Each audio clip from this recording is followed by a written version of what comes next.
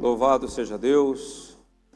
Abra a sua Bíblia junto comigo no livro de Atos dos Apóstolos.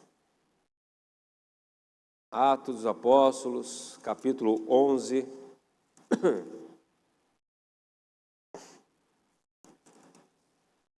Versículo 19. Eu estou na Almeida século 21.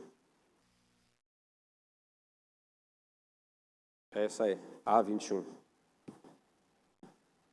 A de Arthur. Olha o pastor já com piadinha sem graça. Está dando eco aqui, o Marcos. Aleluia. Glória a Deus. Atos capítulo 11, versículo 19. Amém? Queridos, nós falamos sobre o avivamento em Nínive. Depois nós falamos sobre o avivamento em Samaria, através de Filipe. Depois nós falamos da libertação de Éfeso, através do apóstolo Paulo. E hoje nós vamos falar do mover de Deus em Antioquia. Só que, ao contrário de Nínive, que havia um homem chamado Jonas, o profeta Jonas.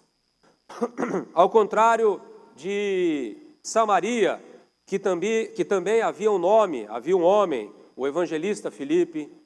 Ao contrário de Éfeso, que também havia um outro homem, que nós vemos ali na palavra, que era o apóstolo Paulo.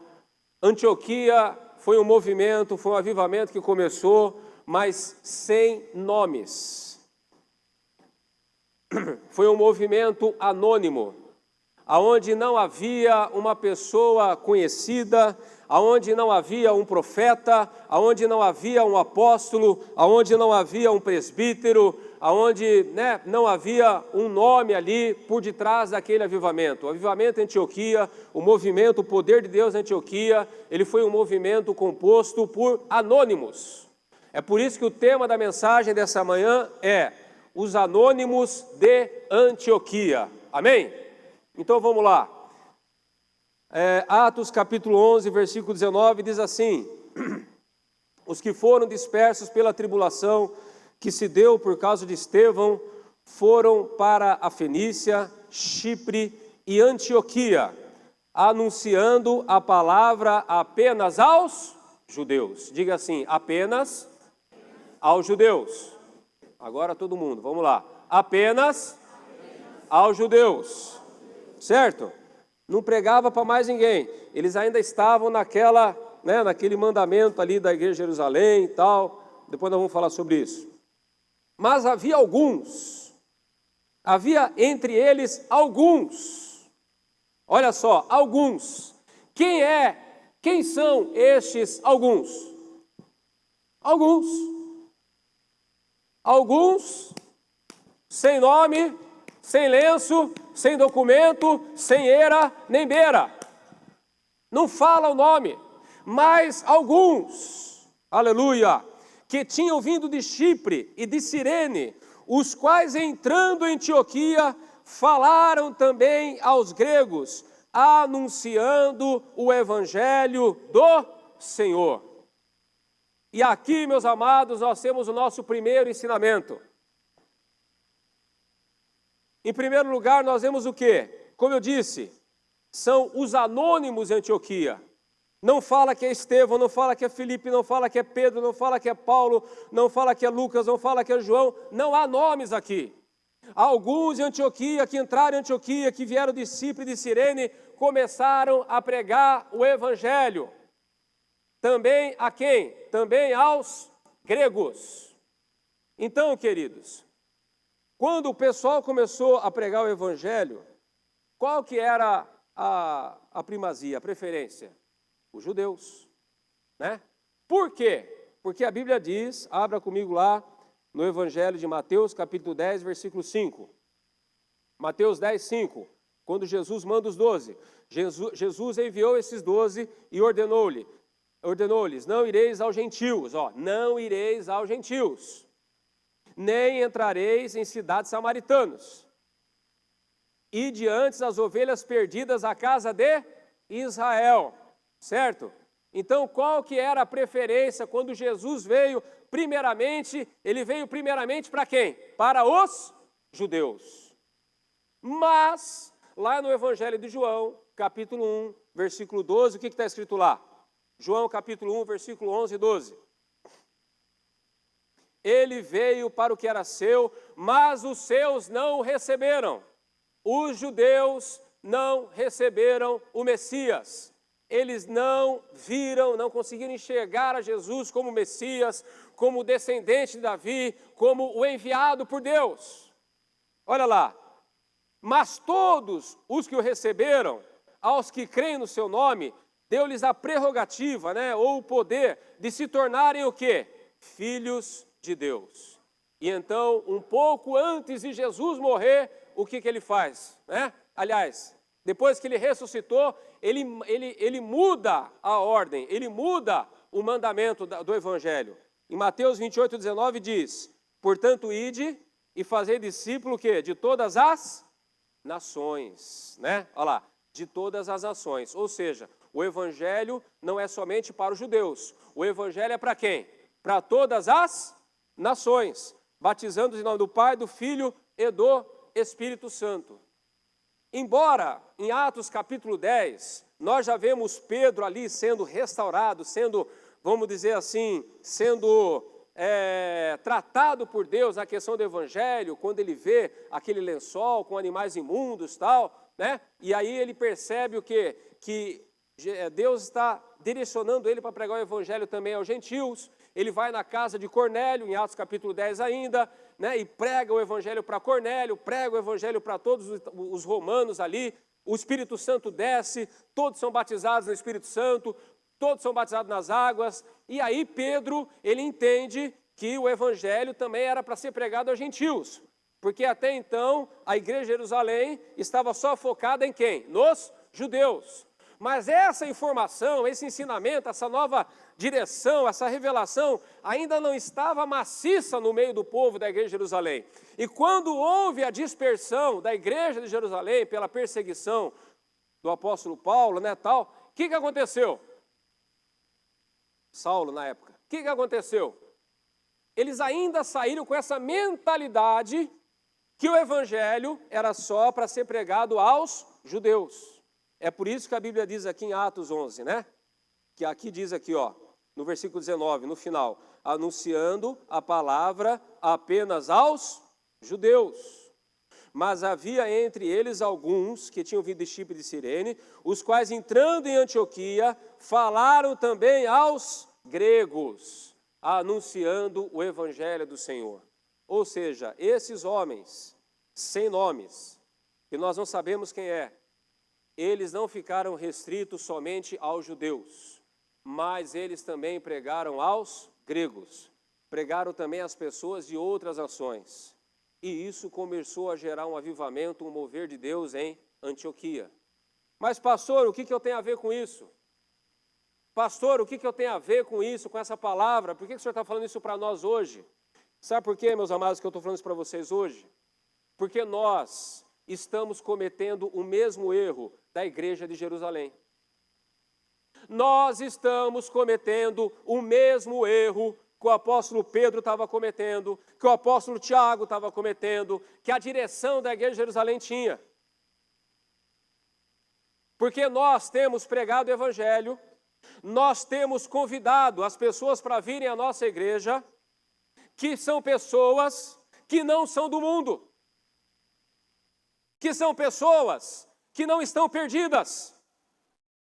Quando tem um evento ou quando acontece alguma conversa, alguma coisa, o que nós fazemos? Nós chamamos aquele amigo da Assembleia, nós chamamos aquele amigo da Batista, a irmã chama a vizinha da Universal, e nós estamos convidando pessoas de outras igrejas para assistirem cultos ou eventos que acontecem na nossa igreja, e vice-versa. Pessoas de outras igrejas ficam convidando membros da nossa igreja para participarem de eventos da igreja deles. Enquanto as pessoas que estão lá fora, no mundo, perdidas, no tráfico, na droga, na cocaína, na prostituição, nas dívidas, no adultério, em qualquer tipo de pecado, estão sendo esquecidas por nós. Você não tem que convidar gente de outra igreja para vir na nossa igreja. Eu não quero que vocês convidem pessoas de outra igreja para a nossa igreja. Jesus não quer que vocês convidem pessoas de outra igreja para a nossa igreja. E se alguém de outra igreja convidar você para assistir um culto lá, fala, meu querido, eu já sou salvo, eu já estou bem na minha igreja, me deixa em paz. Não fala assim, eu só estou pregando aqui, mas não fala assim. Não precisa ser tão mal educado.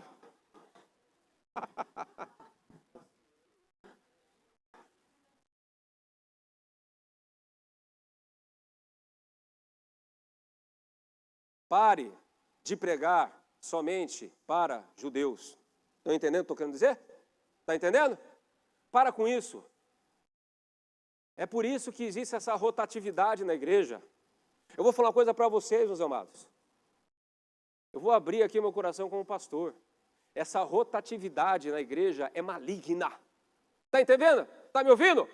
Essa rotatividade na igreja, ela é maligna. Por quê? Porque ela desestrutura ministério. Vou dar um exemplo.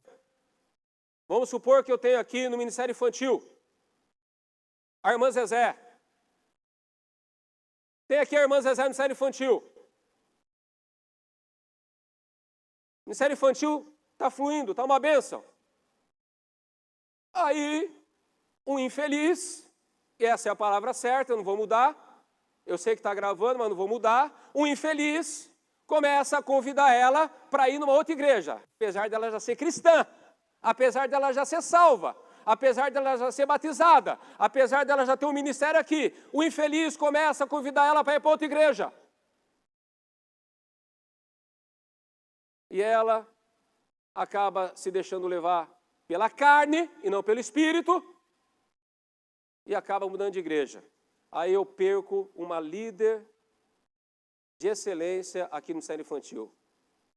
Não vai trazer prejuízo para a nossa igreja? Sim ou não? Sim ou não? Vai desestruturar. Vai desestruturar. Um infeliz começa a convidar o Felipe para ir em outra igreja. O Felipe é líder dos juniores. Aí o Felipe pega, dá um nó na cabeça dele, ele pega e sai. Eu vou ter que levantar outro líder de juniores. É fácil levantar um líder de juniores? É fácil levantar um líder. Quantos anos, meus amados? Quantos anos nós demoramos para levantar um casal, para liderar jovens? Vocês são testemunha. Quantos anos? Quê? Mais de 3 anos. Então, essa rotatividade é maligna. Eu não vejo com bons olhos essa rotatividade que há nas igrejas hoje em dia, porque desestrutura ministérios, prejudica a liderança, prejudica tudo. Querido, tem milhões de pessoas para você convidar para a igreja, e você vai justamente no presbiteriano, e você vai justamente no assembleiano, você vai justamente no irmão da Universal. Quem é da Universal? Como é que é Universal? Universal Sense, sei lá como é que fala. É o Macedinho. Vai no Macedinho. Vai no irmão da Quadrangular. Querido, a pessoa está na igreja dela, está em paz lá, deixa ela quieta lá. Amém? Vamos prestar mais atenção para aqueles que não são salvos. Para a célula é a mesma coisa, não fica convidando pessoa de outra igreja para ir em célula. Convida nego do mundo. Convida as pessoas que estão fora. Convide as pessoas que estão comendo na mão do diabo. Aqueles que ainda não são salvos. Para de ficar pregando para crente, deixa o pastor pregar para os crentes da igreja, amém? Evangeliza. Evangeliza aqueles que estão perdidos, aqueles que precisam de Jesus, aqueles que não conhecem a palavra de Deus, aqueles que ainda não fazem parte de uma igreja. É para esses que nós temos que voltar a nossa atenção. Amém, meus amados? E aí depois reclama, né, que não tem milagre, né? Como é que vai ficar operando milagre na vida de crente, que já é crente? O crente, ele já conhece a palavra de Deus, ele tem que andar em Cristo e receber os seus milagres. Só para terminar essa parte, olha como é que Paulo, ele era um cara fera. Abra sua Bíblia comigo, em Romanos, capítulo 15, versículo 20. Do 20 até o 22. Desse modo, esforcei-me por anunciar o Evangelho, olha lá, esforcei-me por anunciar o Evangelho, não onde Cristo já havia sido proclamado. Olha só Paulo, querido, aprenda, olha lá.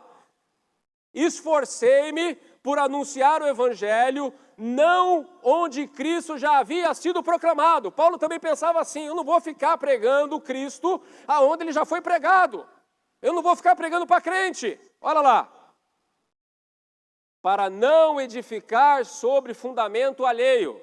Trazendo para hoje, pescar no aquário. Eu não vou pescar no aquário, Paulo estava falando aqui. 21. Pelo contrário, como está escrito, aqueles a quem não foi anunciado o verão, e os que não ouviram entenderão. Glória a Deus. O irmão Nino não está aqui para dar uma glória a Deus, o irmão Nino matou o culto hoje, mas Deus já levantou uma substituta. É por isso que muitas vezes tenho sido impedido de chegar até vós. Paulo estava explicando para a igreja de Roma, olha, eu não fui visitar vocês ainda, pelo seguinte, vocês já é uma igreja formada.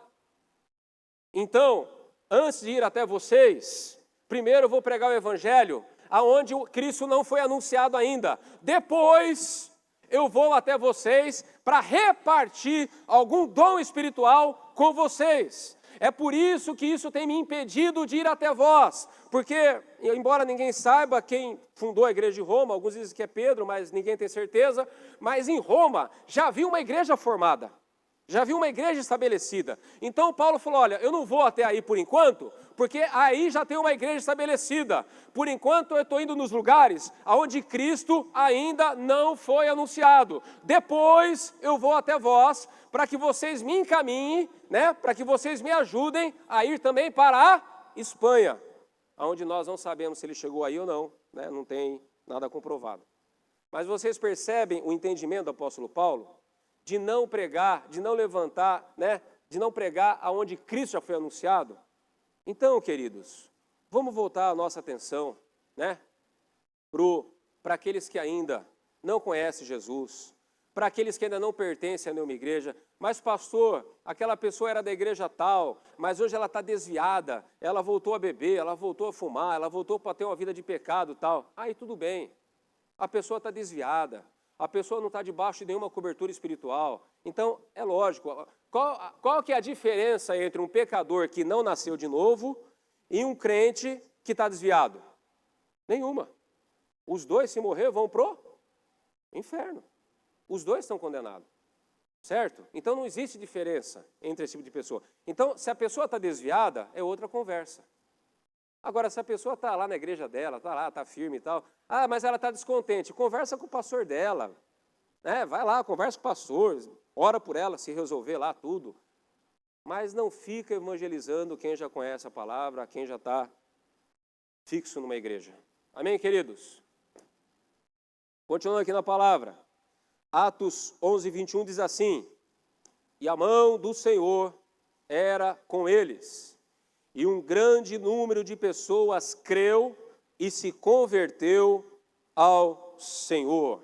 Olha que benção, né? E a mão do Senhor... E olha só, o negócio foi tão forte que a Bíblia diz no versículo 22, quando a notícia sobre essas coisas chegou aos ouvidos da igreja de Jerusalém, enviaram Barnabé a Antioquia. Então, olha só, versículo 21, e a mão do Senhor era com eles. Essa expressão, a mão do Senhor, ela é muito usada no Antigo Testamento. E essa expressão, a mão do Senhor, significa o quê? A unção do Espírito Santo sobre. Certo? Por exemplo, no livro do profeta Ezequiel, e a mão do Senhor veio sobre mim, e me levou até o templo de Jerusalém, onde eu vi homens e mulheres fazendo escrituras na parede e tal, e adorando outros deuses. Ou seja, a mão do Senhor, né, a presença, o poder do Espírito Santo, levou Ezequiel em espírito, o profeta Ezequiel em espírito, até o templo de Jerusalém, aonde os judeus ali, pecadores, estavam adorando outras imagens. Então, a mão do Senhor, né, a mão do Senhor, e a mão do Senhor veio sobre mim. Quando o profeta Eliseu foi chamado para profetizar para os reis que iam para a guerra, né, o rei Acabe, o rei Josafá, tal. E aí o Josafá perguntou, existe algum profeta aqui do Senhor que nós possamos consultar antes de ir para a guerra? Aí a Bíblia diz, né, que Acabe respondeu, tem um, que eu não gosto muito, porque ele sempre fala mal de mim, mas tem um aí, ele chama Eliseu. Aí chamaram Eliseu. E Eliseu pegou e falou assim, trazei-me um tangedor, né, trazei-me um levita. E quando o levita começou a tanger a harpa, começou a tocar o instrumento, a Bíblia diz que a mão do Senhor, ela veio sobre Eliseu, e Eliseu começou então a profetizar. Então a mão do Senhor, né, qual que é a interpretação dessa frase? A mão do Senhor é a presença do Espírito Santo, é a unção do Espírito Santo, é o poder do Espírito Santo. E aqui a Bíblia diz, e a mão do Senhor eram com eles, creio eu no sentido de tanto como a presença do Espírito Santo para influenciar as pessoas, né, a aceitar a Jesus como Salvador, para tirar aquela cegueira espiritual, e também na questão do poder de Deus, a manifestação de milagres. Queridos, a mão do Senhor era com eles e um grande número de pessoas creu e se converteu ao Senhor. Qual é o momento? Qual é a hora mais propícia aonde Deus realmente quer manifestar o seu poder e a sua unção? Pastor, a hora mais propícia para Deus manifestar o seu poder e a sua unção é na hora do culto. Pastor, a hora mais propícia para Deus manifestar o seu poder e a sua unção é na hora da célula. Pastor, a hora mais propícia para o Espírito Santo manifestar o seu poder e a sua unção é na hora da reunião de oração. Tudo isso está certo. Tudo isso está certo. Mas, se existe uma hora mais propícia para o Espírito Santo manifestar o seu poder e a sua unção, é quando nós estamos evangelizando. Porque quando nós estamos evangelizando, meus amados, nós estamos no centro da vontade de Deus. Ide e pregai o evangelho por toda, né, a toda criatura. Ide e pregai o evangelho a toda criatura. O maior desejo de Deus, o que realmente bate, o que realmente, né, queima no coração de Deus, o que é? Salvar vidas, alcançar os pecadores, livrar as pessoas da condenação eterna. Porque Deus amou o mundo de tal maneira que sacrificou o seu único Filho, para que todo aquele que nele crê não pereça, mas tenha vida eterna. Se existe algo latente, se existe algo forte, se existe algo que queima no coração do Pai, é salvação de vidas. Quando você está evangelizando, quando você está pregando o evangelho, para aqueles que não conhecem a palavra, você está no centro da vontade do coração de Deus. Você está sendo instrumento de Deus, você está sendo vaso de Deus, e Deus ali derrama da sua unção, porque Ele quer salvar. Ele quer salvar. Os jovens fizeram evangelismo aí semana passada, e eu ouvi alguns testemunhos lindos, até de uma cura que aconteceu dentro do shopping. Né? Uma mulher com muleta lá, diz que ela recebeu a oração, ela largou a muleta e saiu andando no shopping. Uma jovem foi guiada pelo Espírito Santo a escrever uma carta para uma pessoa que ela não conhecia, chamada Giovana. Aí quando ela estava lá no shopping e tal, daí ela viu uma moça lá trabalhando ali na escada ali da loja, e ela sentiu no coração para entregar aquela carta para aquela moça que ela não conhecia. Quando ela entregou a carta para a moça, qual que era o nome da moça? Giovana. A moça começou a ler a carta e começou a chorar. Então, queridos, o sobrenatural de Deus, ele é mais forte, ele é mais latente, a manifestação do Espírito quando nós estamos evangelizando, quando nós estamos pregando o Evangelho.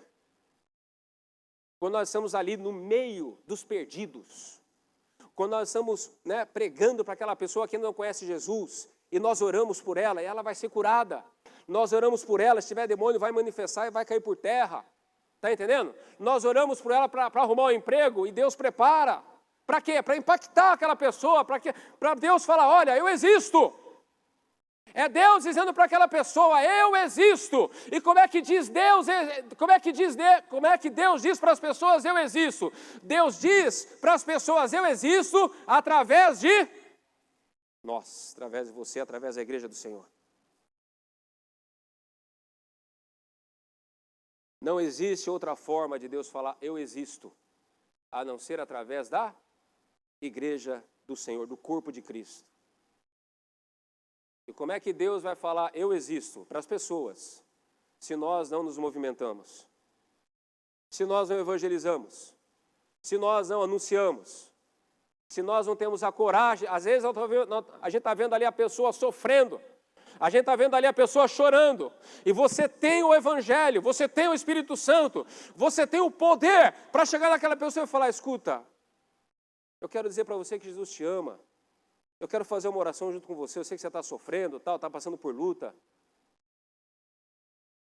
Sabe, queridos, nós precisamos ser menos tímidos e mais ousados. Lembrando aquilo que está lá em João 4,4, 1 João 4,4, maior é aquele que está em nós do que aquele que está no mundo. Existem pessoas que vão falar, não, eu não quero ir para a igreja, mas tem pessoas que vão começar a chorar quando você falar.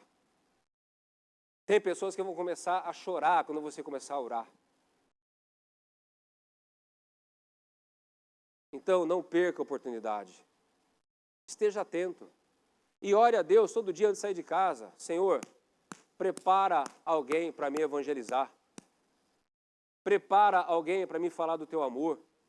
Prepara alguém para me falar do teu perdão. Se você orar com sinceridade, presta atenção no que eu vou falar agora. Se você orar com sinceridade, antes de sair da tua casa e falar, Senhor, eu quero ganhar uma alma para Jesus, eu quero pregar o Evangelho para alguém hoje, Deus vai preparar. Deus vai preparar. Esse mês aqui, todo mês o mês de Natal é mais propício. Mas, meus amados, nós temos que pregar o ano inteiro. E deixa Deus te usar. Ah, eu quero o dom de cura. Ah, eu quero o dom de revelação. Eu quero o dom da palavra de conhecimento. Você quer o dom para quê? Porque para que servem os dons espirituais? Para ganhar almas para Jesus. Agora, se você nunca prega para ninguém, você nunca ora por ninguém, você nunca visita ninguém, você não se importa com quem está lá fora, por que Deus vai te dar o dom de cura? Por que Deus vai te dar o dom de revelação? Por que Deus, o soldado na reserva, ele recebe uma arma, sim ou não? Soldado na reserva, parado, ele recebe uma arma do exército, sim ou não? Não. Mas aqueles que estão na ativa recebem o fuzil. Aleluia. Amém, queridos? Amém? Continuando aqui na palavra. Quem eram esses de Antioquia? Anônimos. Ninguém sabe o nome deles. Ninguém sabe. Na Bíblia, nós vemos algumas histórias de anônimos. Por exemplo, 2 Reis, capítulo 5, versículo 1. Olha lá. 2 Reis, capítulo 5, versículo 1. Naamã, comandante do exército do rei da Síria, era um homem importante e muito respeitado diante do seu senhor, porque o Senhor havia livrado os sírios por intermédio dele, e era um guerreiro valente, porém leproso. É assim, meus amados, a pessoa, ela pode ser a mais bem-sucedida que for, mas se ela não tiver Jesus, sempre vai ter um porém na vida dela, amém? Esse porém é só Jesus que vai preencher. 2. Numa das suas investidas militares, os sírios haviam levado cativa, escrava, uma menina. Qual o nome dela? Uma menina. Uma menina da terra de Israel, que passou a servir a mulher de Naamã. Foi levada como escrava numa guerra e ela foi colocada para ser empregada doméstica na casa do general Naamã. Essa menina, que nós não sabemos o nome dela, olha o que ela faz. Versículo 3. Ela disse à sua senhora: quem me dera o meu senhor procurasse o profeta que está em Samaria. Ele o curaria da sua lepra.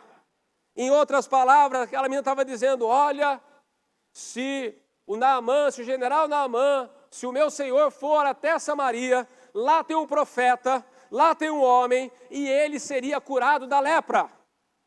Aquela menina, ela sabia, ela conhecia a solução para Naamã. E ao invés dela ficar calada, talvez ela pudesse ficar calada. Não, eu estou cativa aqui, eu estou como escrava nessa casa, esse general que me trouxe aqui, que morra com essa lepra. Mas ela não teve esse pensamento. Ela agiu com amor.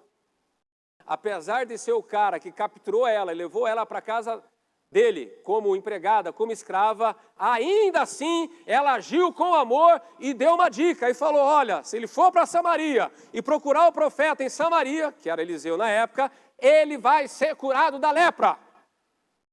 Querido, evangelismo é amor. Amém? Evangelismo é amor. A pessoa está sofrendo ali e você não fala Jesus para ela, você está agindo fora do amor e não no amor. E ela fala, e o Naamã, coitado, por detrás daquela couraça, daquelas medalhas bonitas de general, dentro ali, o seu corpo sendo comido por aquela doença. E o que ele faz?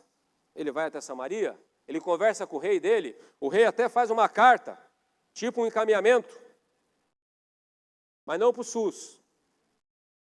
Versículo 4. Então Naamã foi dizer ao seu senhor: assim falou a menina da terra de Israel. 5. O rei da Síria respondeu: vai depressa com essa carta ao rei de Israel.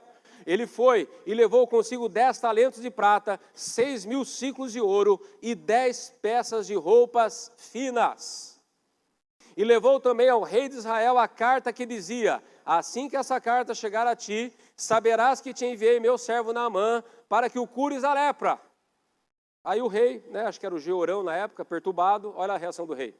Quando o rei de Israel leu a carta, rasgou as suas vestes e disse: por acaso sou Deus, que pode matar ou dar a vida, para que ele me envie um homem a fim de que eu cure da lepra? Vede como busca um pretexto para me atacar. O rei de Israel estava totalmente fora, estava totalmente perturbado, totalmente na carne, né? E o rei de Israel, ele conhecia o Deus de Israel. O rei de Israel, naquela época, ele era ungido. Então, ele não precisava reagir dessa forma. E ele entendeu tudo errado. Não, eles estão procurando um pretexto para causar uma guerra, para me atacar de novo. Um rei totalmente incrédulo. E às vezes, meus amados, nós agimos como esse rei.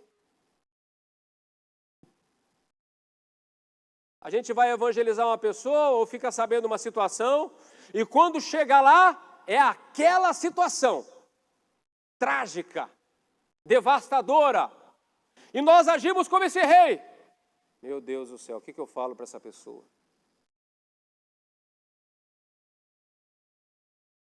Como é que eu vou orar por essa pessoa? Já está na incredulidade já, né? Ele crê que não vai acontecer nada. Ele já está na incredulidade já. Às vezes as pessoas vêm até mim, falam: pastor, estou trazendo aqui uma pessoa para a igreja, mas olha, pastor, eu não sei o que fazer, porque a situação dela é assim, é assim, é assim, é assim. Como que nós podemos ajudar? O que a gente pode fazer? E se acontecer isso, se acontecer aquilo? Eu falei: irmão, calma, respira, conta até 10. Você trouxe ela no lugar certo, Deus vai operar na vida dela. Deus vai agir na vida dela, deixa Deus trabalhar. Deixa ela conhecer Jesus como Salvador. Vamos crer. Isso quando a gente tem coragem de falar. Porque eu já ouvi falar de pessoas que fazem assim: pastor, eu nem falei nada, nem convidei para vir para a igreja, porque olha, Pelo amor de Deus. Querido, não se acovarde. Amém? Não faça como o rei de Israel. Creia no poder de Deus. Seja lá quem for. Seja lá qual for o problema. Seja lá qual... traz para a igreja. Traz para a igreja. Deixa ele ouvir a palavra. Deixa ela receber oração. Deus é poderoso para mudar qualquer situação de qualquer pessoa em nome de Jesus. Amém? E o rei, nessa incredulidade toda, aí o versículo 8. Quando Eliseu, o homem de Deus, diga assim, eu sou um homem de Deus. Agora as mulheres digam, eu sou uma mulher de Deus. Eu acho que os homens falaram mais forte. Falou sim, Raquel, deixa de ser feminista. Vou dar mais uma chance. Os homens digam, eu sou um homem de Deus. Como eu sei que as mulheres não vão ganhar, não vou nem dar oportunidade para as mulheres, tá? Tudo bem, vai. As irmãs, eu sou uma mulher de Deus. Eu sou uma mulher de Deus. Ganhou porque a voz é mais fina, dá um som maior e tal, mas tudo bem, vamos voltar para a palavra. Aleluia! Olha lá, ó. O homem de Deus ouviu que o rei de Israel havia rasgado as roupas e mandou dizer ao rei, por que rasgaste as roupas? Por que essa incredulidade toda? Envia-o a mim e saberás que há profeta em Israel. Aleluia! Essa tem que ser a nossa atitude, amém? Glória a Deus. 9. Naamã foi com seus cavalos, com seu carro, parou na entrada da casa de Eliseu, e nós já sabemos a história. Eliseu falou para ele, mergulha 7 vezes no Rio Jordão, e você terá a cura, a sua pele será restaurada como a pele de um neném, de uma criança. Naamã vai lá, ele resiste um pouco, mas depois ele vai lá e mergulha 7 vezes. E ele sai de lá totalmente curado. Porque é o poder de Deus, não é o profeta, não é o rei, é o poder de Deus, meus amados. Não é você que vai resolver a situação da pessoa, é Jesus. Aleluia! E o melhor de tudo, Naamã se converteu. Olha lá, olha só, versículo 29 ao 35. 2 Reis, capítulo 5, versículo 29.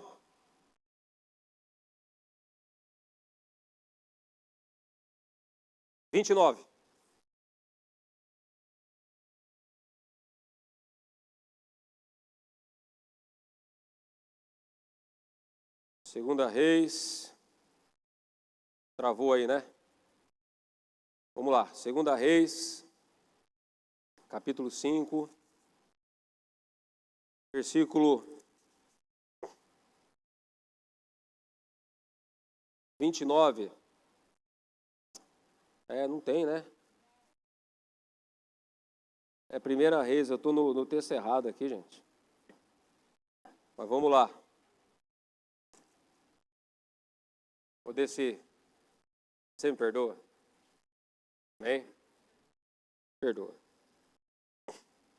Olha o versículo 17. 2 Reis, capítulo 5, versículo 17. Então Naamã, depois de curado tudo, olha só o que Naamã fez. Deixa ao menos que o teu servo leve 2 mulas carregadas de terra, da terra de Israel, porque olha só que coisa linda, porque este teu servo nunca mais oferecerá holocausto nem sacrifício a outros deuses, senão ao... E ele era sírio. Se converteu, Naamã se converteu. Agora, por quê? Por que Naamã se converteu? Por que Naamã foi curado? Porque uma jovem, que ninguém sabe o nome dela, teve a coragem de falar, se você for para Samaria, você vai ser curado por Deus, há um profeta lá e você vai ser curado. Qual é o nome dessa menina? Ninguém sabe, mas através dela, um grande general se converteu. E quando um general se converte, ele influencia um monte de gente, é ou não é? Porque debaixo dele há soldados, há o exército. Então, nós não podemos nem dimensionar o que aconteceu daqui para frente. Essa influência do general Naamã sobre os soldados. Ué, o senhor não está mais leproso e tal? Não, eu não estou mais leproso, porque o Deus de Israel me curou. Aí numa dessa já um monte de soldado sírio vai se converter também. Vocês entendem como é que é esse negócio do evangelismo? Agora essa pessoa, ela tinha nome? É uma menina. Mas que fez a vontade do Senhor. Nós não precisamos ser famosos. Nós não precisamos bombar na internet. Nós não precisamos, estar no outdoor para sermos usados por Deus, queridos. Nós não precisamos nada disso. E nós não devemos nos importar com isso. Porque isso é carnal. Ah, eu quero ter o meu nome conhecido. Isso é carne. Isso é do homem. Isso é soberba. Isso é maligno. Eu quero ser conhecido diante de Deus. As pessoas não precisam saber o que eu faço. Mas Deus sabe o que eu faço. Olha só um outro cara. 1 Reis, capítulo agora, sim. 1 Reis, capítulo 22, 29. 1 Reis 22, 29. Assim o rei de Israel, Josafá, rei do Judá, atacaram Ramote e Gileade. O rei de Israel disse a Josafá: eu me disfarçarei e entrarei na batalha. Tu, porém, veste os teus trajes reais.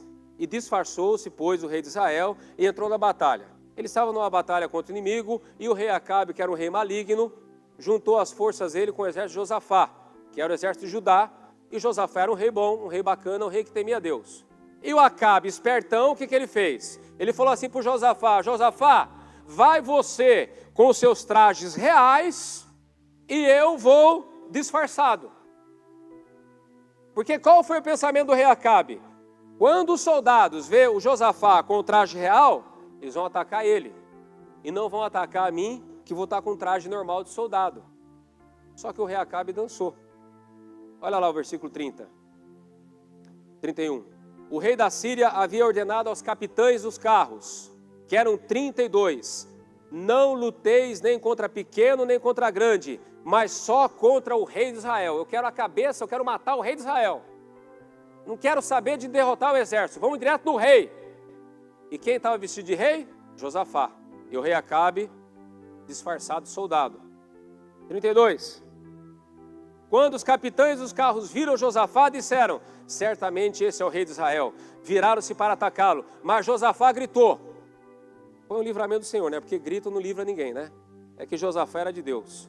Vendo os capitães dos carros que não era o rei de Israel, deixaram de persegui-lo. 34. Então, um homem, quem é esse homem? Então, um homem, o Rambo, programado para matar, entesou o seu arco, mirou e matou o rei. Não está escrito o nome do cara aqui. Um homem preparou o seu arco e atirando a esmo na guerra ali.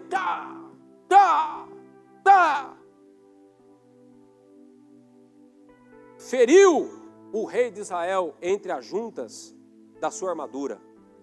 E o rei disse ao condutor do seu carro: volta e tira-me do combate, porque estou gravemente ferido. 35.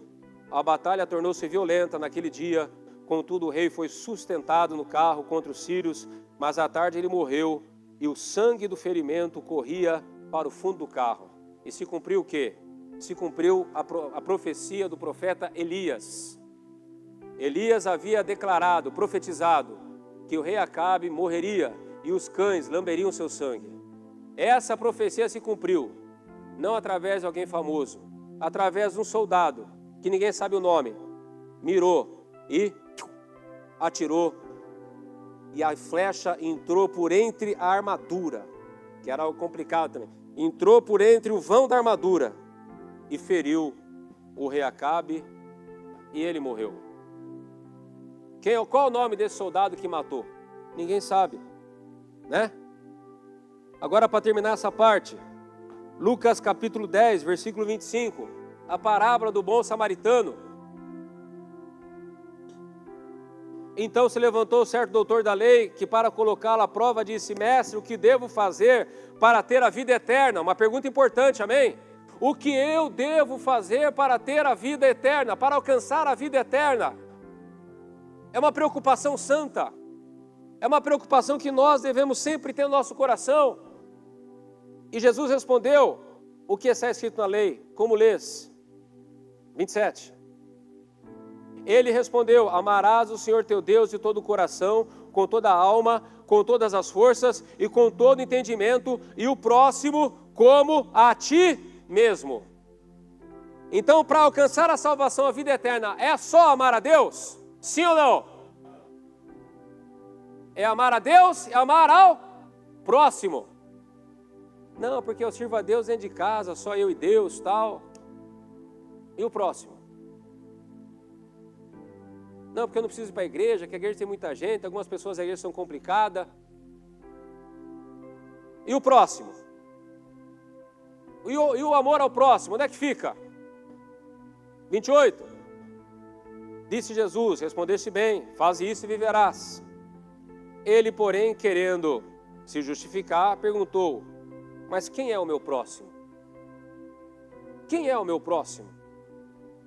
Jesus respondeu: um homem desceu de Jerusalém para Jericó e caiu na mão de assaltantes, que o roubaram e depois de espancá-lo foram embora, deixando ele quase morto.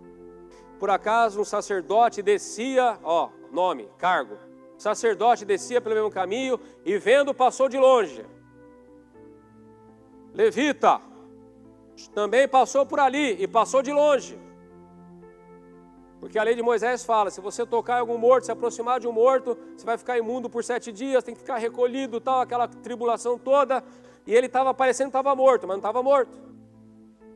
Às vezes nós já achamos que a pessoa já está morta, que ela já morreu, que não tem mais recuperação do pecado, que já está na mão do diabo, mas ela ainda tem esperança. Aleluia! Mas um samaritano, desprezado pelos judeus, que ia de viagem, aproximou-se, diga assim: para evangelizar, eu tenho que me aproximar. Aproximou-se e vendo, encheu-se de compaixão. Você tem que evangelizar com compaixão, você tem que evangelizar sentindo o sofrimento daquela pessoa e desejando que Jesus transforme a vida daquela pessoa.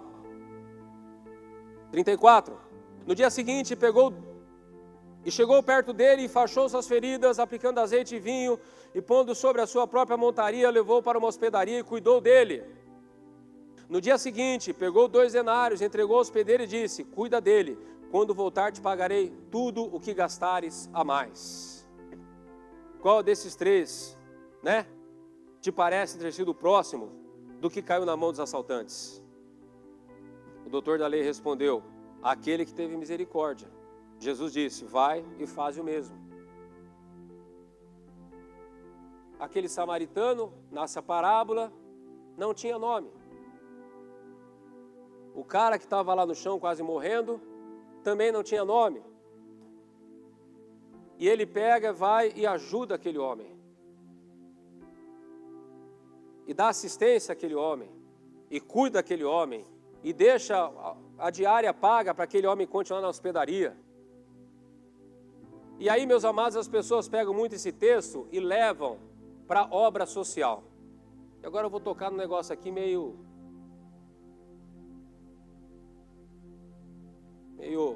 chato, polêmico. Obra social.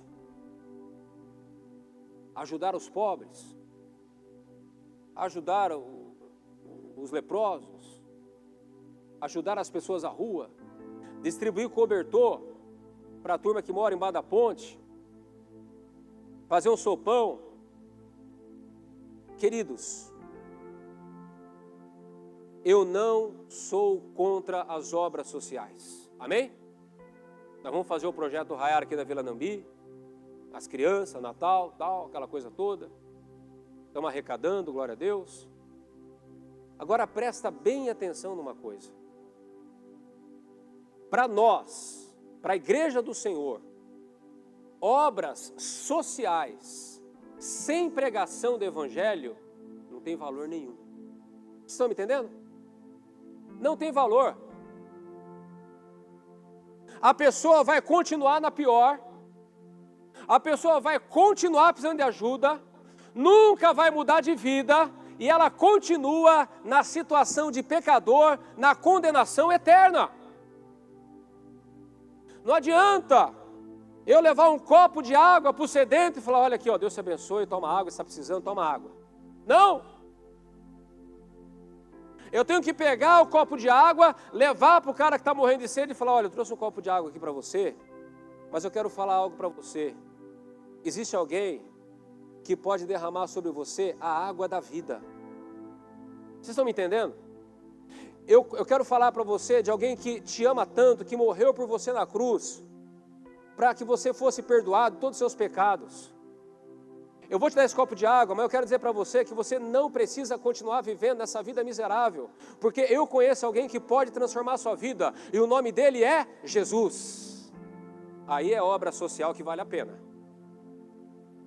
Aí é obra social que vale a pena. Agora ficar lá, fazendo as coisas, só para marcar, né, marcar presença, só para mostrar para as pessoas que está fazendo, ou até mesmo como desencargo de consciência, né, para Deus. Tem pessoas que usam as obras sociais como desencargo de consciência. Não, eu já ajudei, dei cobertor lá para o cara. Não, eu dei um sopão lá para a pessoa. Não, eu ajudei a pagar a conta de água tal. Queridos, obra social afastada da pregação do evangelho não adianta nada.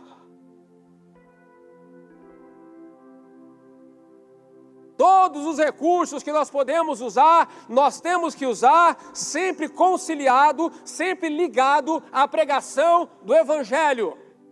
Eu dou o prato de comida, mas eu também dou o maná do céu. Eu dou água para a pessoa, mas também eu dou a água da vida. Não adianta ficar só fazendo obra social e não ter fruto nenhum. Tem que pregar o evangelho. Não, porque eu vou levar uma cesta básica para aquela família lá que está precisando. Vai, pode levar, tem aqui na igreja a cesta básica. Pega a cesta básica, leva para aquela família, mas já vai com uma palavra preparada. Já vai com uma palavra preparada. Olha, eu vim trazer essa cesta básica aqui, mas antes eu queria fazer uma oração com vocês. Eu vim trazer essa cesta básica aqui, mas antes eu queria ter 2 minutinhos com vocês. Aí você senta e fala de Jesus para aquela família que está precisando da cesta básica. Por quê? Porque se essa família se converter, eles nunca mais vão precisar de cesta básica. Porque aquele que multiplica os pães estará naquela casa. Aleluia! Amém, queridos? Caminhando para o final agora. Para terminar.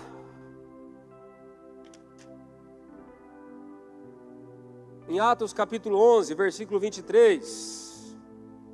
Atos capítulo 11. Versículo 23.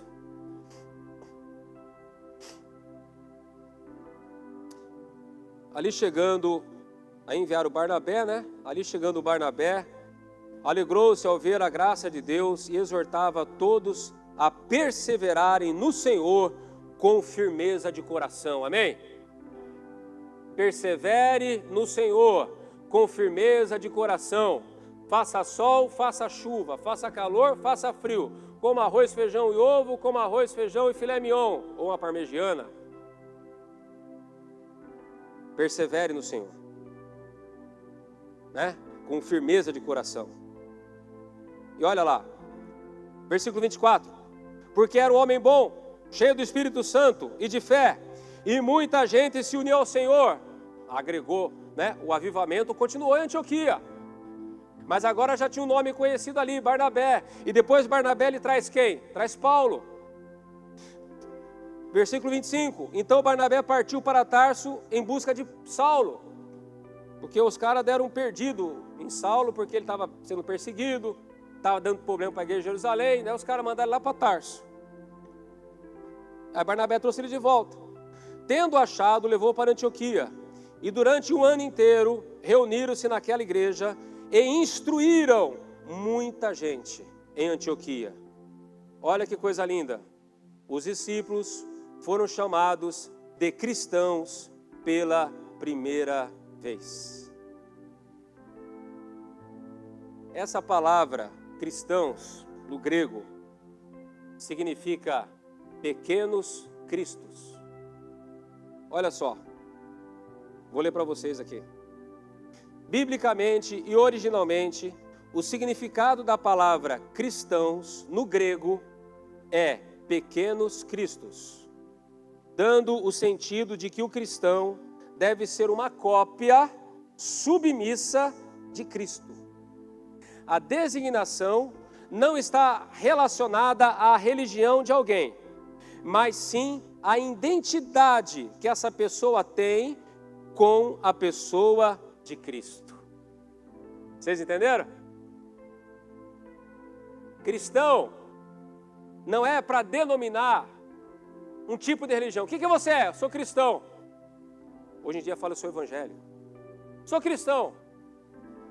Cristão, a palavra cristão não é para denominar uma linha de crença, de fé.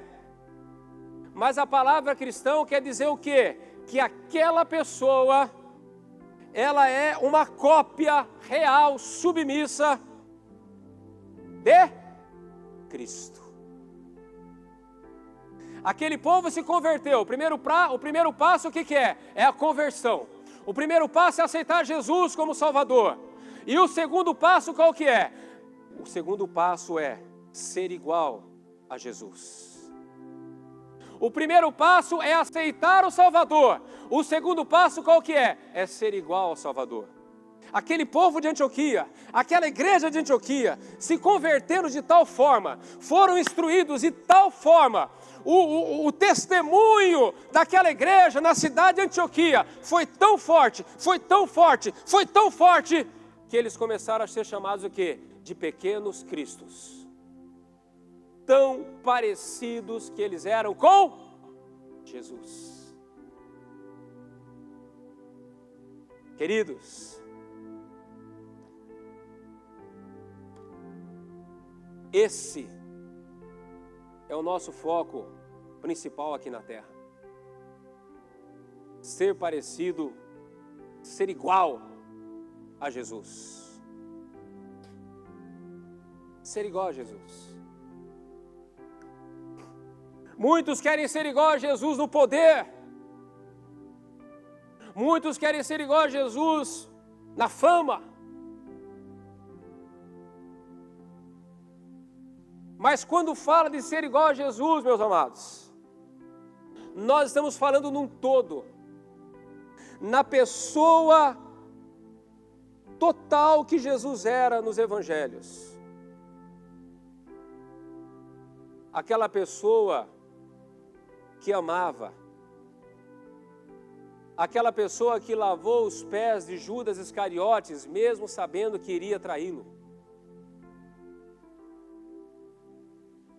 Aquela pessoa que tinha compaixão, que não fazia acepção de pessoas, que andava em amor, que vivia na simplicidade. Ele era o Rei dos Reis, mas ele viveu na simplicidade e não na ostentação.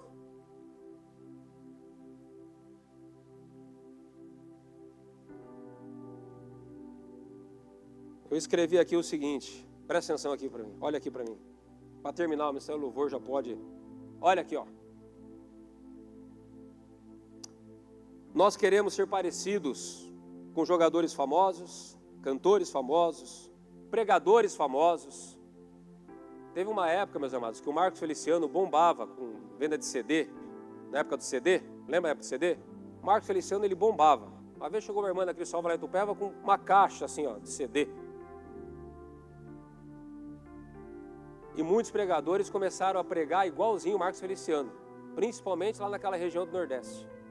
Era xerox do Marcos Feliciano. Falava igual ele, se movimentava igual ele no púlpito. Nós queremos ser parecidos com jogador famoso, com cantores famosos, pregadores famosos. Nós queremos ter o mesmo estilo de vida dos influencers da internet, quando na verdade o nosso desejo principal deveria ser imitar a Cristo. Muitos querem imitar a Cristo só no poder, mas não na humildade, na simplicidade, no amor, na submissão. Eu estou cheio do poder de Deus, eu não tenho que dar satisfação para ninguém, eu vou abrir meu próprio ministério. Nós não queremos lavar os pés de ninguém, mas queremos que os outros lavem os nossos pés.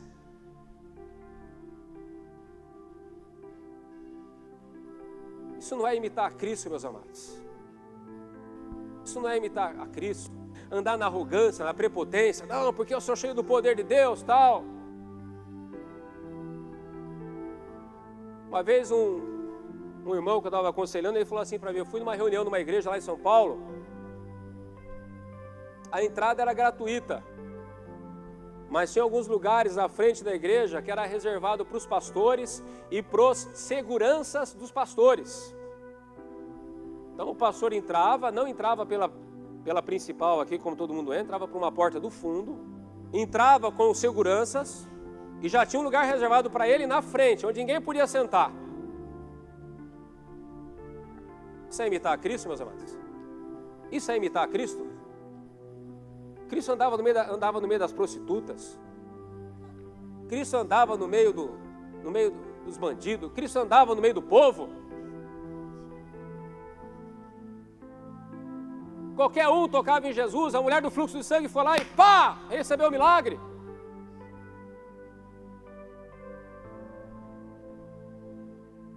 Imitar a Cristo, meus amados, é imitar a sua santidade. Imitar a Cristo é imitar a sua entrega,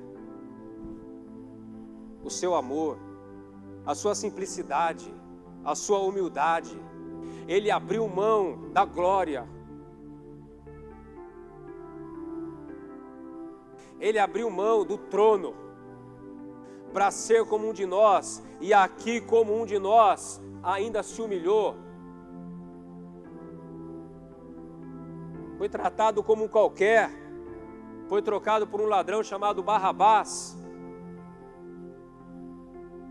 Ele nunca reivindicou nada, nunca reclamou nada. Ele falava para os demônios ficar quietos, para os demônios revelar quem que ele era.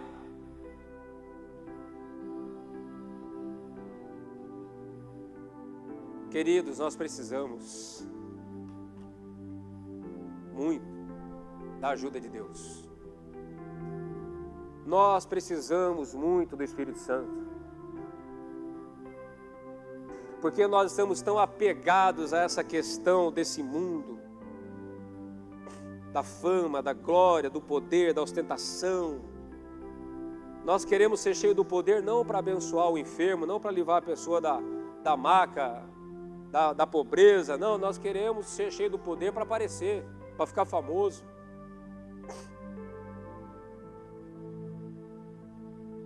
Nós não evangelizamos porque amamos, quando evangeliza?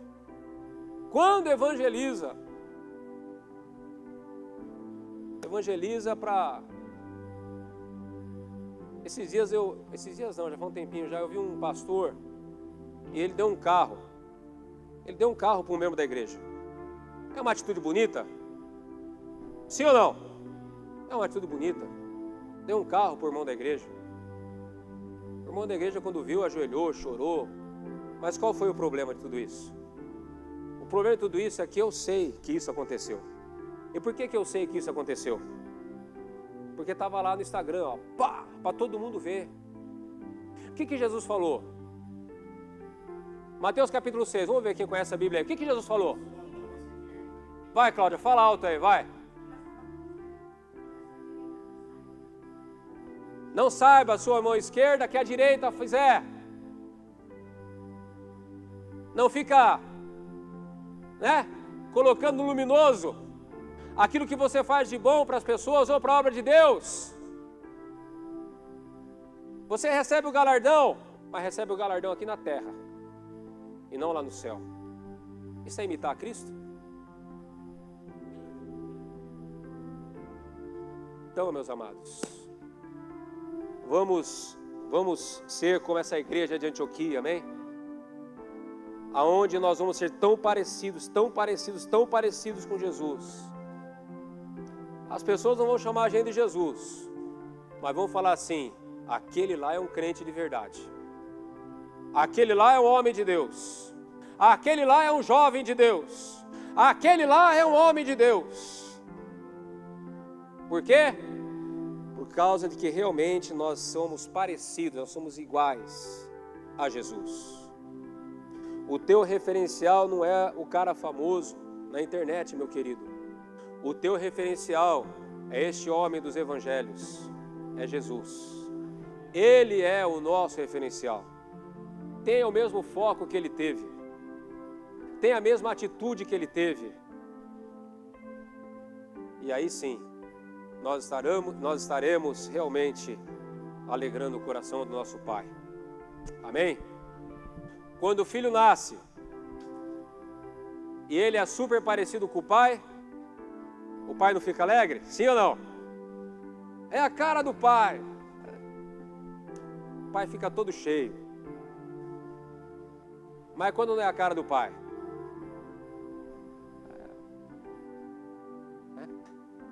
Pareceu mais com a mãe, né? O pai é. Ainda bem que pareceu com a mãe, que a mãe é bonita, né? Amém, queridos? Vamos ficar de pé em nome de Jesus.